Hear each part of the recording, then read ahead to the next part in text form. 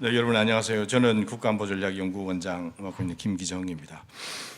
오늘 우리 대경제연구원과 서울대 일본연구소가 공동으로 주관하는 정말 타임리하게 글로벌 대전환과 경제안보라는 여기 공동 세미나에 제가 축하의 말씀을 드리게 돼서 아주 큰 영광입니다. 우선 그 두 연구기관에서 두 가지로 나뉘어져 있는 경제와 안보, 지금 경제 안보가 지금 뭐 전 세계의 지금 국제 정치 진행에서 아주 핫 이슈이고요. 우리 국가 전략의 관점에서 대단히 중요한 아젠다가 되어 있습니다. 그런데 두 가지로 나뉘어져 있는 그 경제와 안보의 두 영역의 결합 방식을 제안을 했습니다. 누구나 말은 쉽게 하지만 경제 안보 이렇게 되어 있지만 어떤 방식으로 결합할 것인가에 그 속에서 전략적 구상을 좀 찾아야 될 것 같고, 전략 구상이 한 번의 디자인으로 끝나는 것이 아니라 여러 차례 논의를 거듭하면서 거기에 따라서 국가가 나갈 방향들이 정해지고 또 아마 국정 운영의 가버넌스가 만들어지고 그러지 않을까 싶습니다. 저한테 보내주신 안내문에 좀 시선이 오래 갔던 것 중에 하나가, 예를 들면 경제 발전을 위한 안보, Security for the Economy 일지, 혹은 그것과 플러스 Security by the Economy 일지, 경제력 향상을 통해서 안보를 증강한다. 이게 뭐 by, for 이렇게 들어가니까 링컨의 명연설을 연상케 하는 것이기도 했고요. 그런데 또 하나 문득 든 생각은 이 조합, 안보와 경제의 조합을 앞뒤로 만약에 단어를 바꾸면 어떻게 될까? 이를테면 economy for the security가 될 것이고, 또 economy by the security 혹은 through the security가 될 것인데, 어쨌든 어떠한 결합이더라도 핵심은 결합해서 보겠다는 그 종합성의 여지에 있는 것이 아닌가 싶습니다. 우리는 근데 지금까지는 국제정치 경제 의 영역이건 혹은 국제관계 일반의 영역이건 간에 경제와 안보라는 두 가지 개념을 분리해서 보는 방식에 대단히 익숙해져 있습니다. 조금 넓은 의미로 안보와 경제를 결합한다는 것은 더 넓게 보면 국가와 자본의 관계이기도 하고 정치와 시장의 두 영역의 상호작용이 아닐까, 이런 생각도 들었습니다. 마치 1930년대 미국이 국가와 자본 사이에 새로운 맥락, 새로운 약속, 뉴딜을 했듯이 말이죠. 우리도 아마 이런 관점에서 크게 국가와 시장, 국가와 자본의 관계, 정치와 시장의 관계에서부터 이 문제를 좀 접근해 가야 되지 않은가 싶습니다. 미국 외교사에는 오랜 논쟁이 하나 있습니다. 이른바 현실주의와 수정주의의 논쟁인데요. 특히 냉전의 기원을 두고 두 학파는 아주 치열한 논쟁을 벌였습니다. 냉전의 시작은 미국과 소련 중에 누구의 책임이냐를 두고 벌어지는 논쟁이었는데, 그 질문은 따지고 보면 갈등의, 그러니까 2차 대전 때 같은 연합국으로 싸웠던 두 국가가 어느 45년을 전후한 어느 지점에서부터 이제 갈등 관계로 서서히 전화되어져 나가는데, 그게 누구의 책임이 있느냐, 누가 더 갈등 유발자보다 더 책임이 있는가였는데, 이 질문에 대해서 현실주의자들은 소련의 책임을 얘기했고 수정주의자들은 미국의 선행동을 냉전의 책임으로 얘기를 했습니다. 그런데 사실 이 논쟁은 단순히 거기서 끝난 것이 아니라, 이건 누구의 잘못인가, 누구의 책임인가의 논쟁으로 끝난 것만이 아니라 미국의 외교정책의 본질이 무엇인가 하는 논쟁까지로도 이어졌습니다.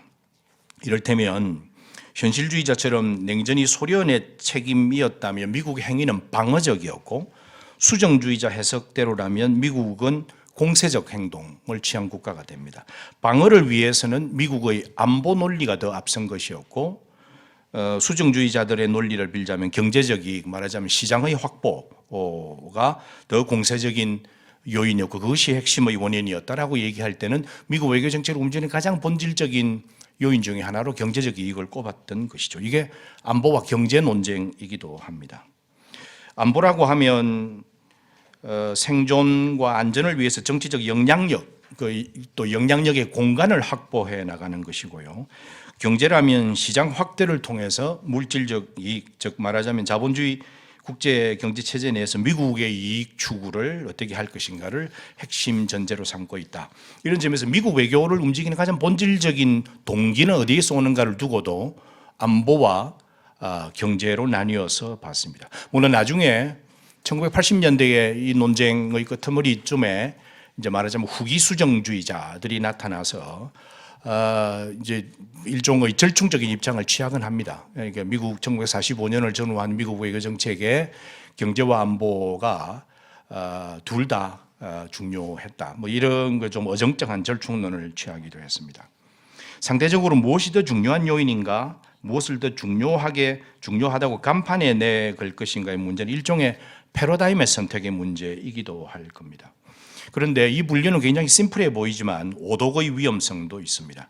나누지 않고 종합해서 보는 연결된 세계 혹은 유기체적 상호관계를 가진 하나의 시스템으로 간주해서 좀 더 종합적으로 설명해야 되는 것이 아니냐라는 논변도 오래전부터 있어 왔습니다. 학문 연구에서는 이러한 것들을 학제간 연구라고 부르기도 했고 요즘 유행하는 말로는 융합이라고 부르기도 하고 통섭이라고 부르는 것도 있습니다.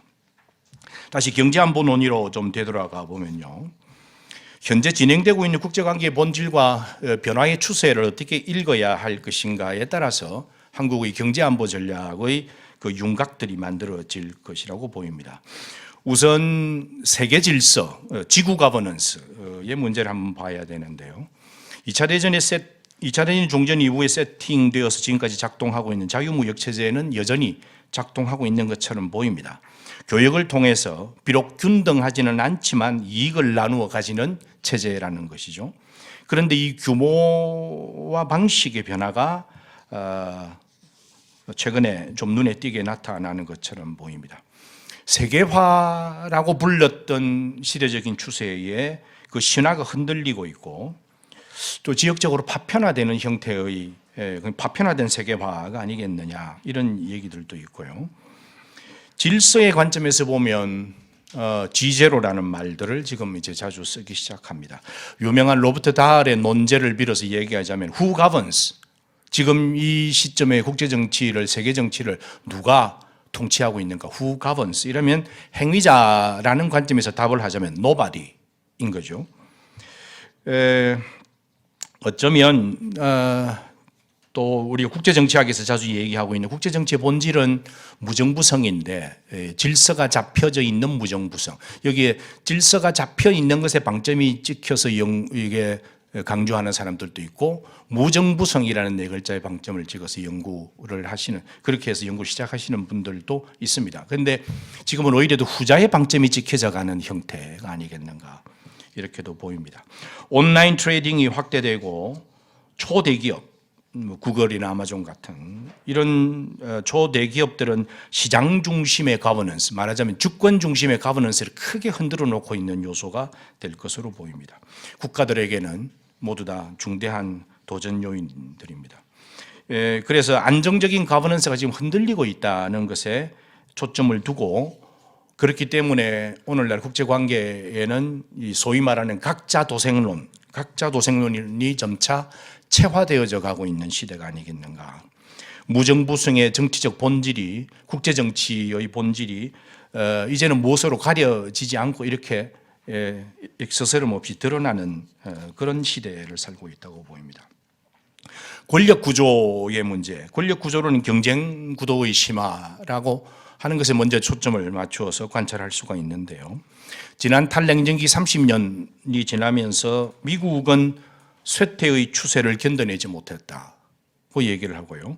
중국의 부상은 예상보다 굉장히 부상이 빨랐다. 그래서 지금 목하 미중 전략 경쟁 시대가 시작이 되었습니다. 그런데 이를 관찰을 하면서 다수의 관찰자들은 세계 정치가 앞으로 진영화로 진행될 가능성이 있다고들 관찰을 합니다. 진영화, 즉 결사와 연대가 앞으로 강화되는 추세에 있을 것이다. 그것도 틀린 얘기는 아닌 것 같습니다. 그런데 결사와 연대, 국가 간의 결사와 연대라고 하는 것이 그 목표와 방향이 처음부터 세팅이 되어서 이게 불변할 것인가라고 질문하면 우리는 거기에 조금 퀘스천 마크를 던질 수가 있습니다. 진행되면서 가변성이 드러나게 되고 그 가변성은 점차 확대될 가능성이 있다고 보입니다. 이 가변성이라고 하는 것은 정치와 시장, 가치와 이익의 관계 때문에 생기는 가변성일 겁니다. 진영화의 초입에 서 있는 지금 많은 사람들은 이념과 가치로 진영화가 만들어질 것으로 예상을 하고 거기에 규범과 신념의 문제를 입히기까지 합니다. 이른바 민주주의와 권위주의의 대립 논쟁입니다. 정치적 문법이죠. 달리 말하면 미국과 중국의 대결 구도를 가치와 이념으로 치닫고 있다고 간주하려는 경향들이 있습니다. 정치적 목적의 이분법적 논리가 시장을 포함하고 있는 양국 대결 구도의 본질을 모두 다 대표, 대의, represent하고 있다고는 보이지 않습니다. 그런 의미에서 보면 우리가 시사적 용어에서 쓰고 있는 신냉전이라는 말이 적절한 말인지를 한번 좀 따져볼 필요가 있습니다. 냉전은 1950년대, 60년대 미국과 소련의 관계에서 우리가 analogy, 추론해내는 건데요. 미국과 소련의 1950년대, 60년대 관계가 지금 미국과 중국의 상호의존적, 경제적 상호의존성과 동일했는가? 라고 보면 반드시 그렇지 않다는 거죠. 그런데 우리가 50년대, 60년대 미소관계에서 이걸 추론해서 대결하고 있다는 유사성만 이 유사성을 강조하기 위해서 50년대, 60년대 미소관계가 이념적 대립에서 앞으로도 미국과 중국은 이념적 대립으로 갈 것이다 라고 하는 것이 이게 지금 저는 잘못된 추론의 방식이라고 보이는 겁니다. 일부에서 주장하듯이 가치와 이념이라면 경제 안보 전략이라고 하는 것에 이 구상에 굳이 많은 노력이 필요하지도 않을 것 같습니다. 그렇죠? 만약에 미중 관계가 이념과 대립 중심으로 진행되는 것이라면 눈앞의 이익보다는 위대한 가치를 추구하겠다. 신념을 위해서 부귀영화는 개의치 않겠다.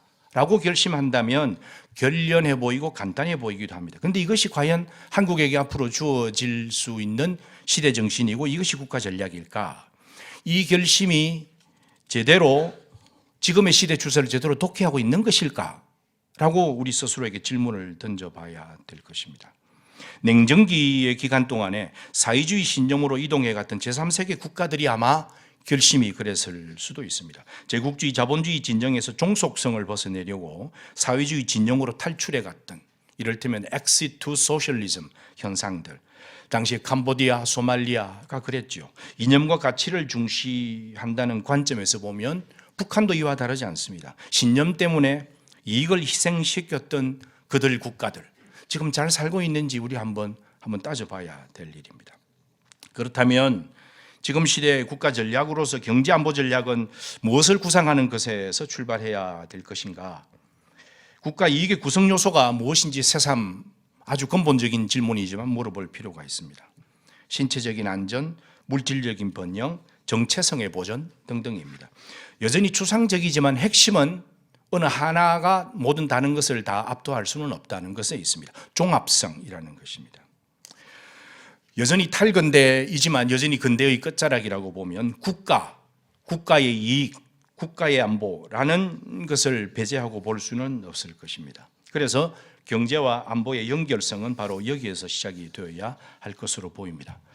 시장에서 기업 활동을 지원하기 위해서 국가의 역할이 있습니다. 폭력적 수단을 쓰면 제국주의 국가가 됩니다. 19세기의 제국주의가 그랬죠. 핵심은 정부와 기업의 협업이라고 보입니다. 교역, 에너지, 식량, 자원 등에서 단선화된 교역망이 가져올 수 있는 위험을 줄이는 일. 이건 아마 굳이 이름을 붙이자면 다각화 전략이 될 것이고요.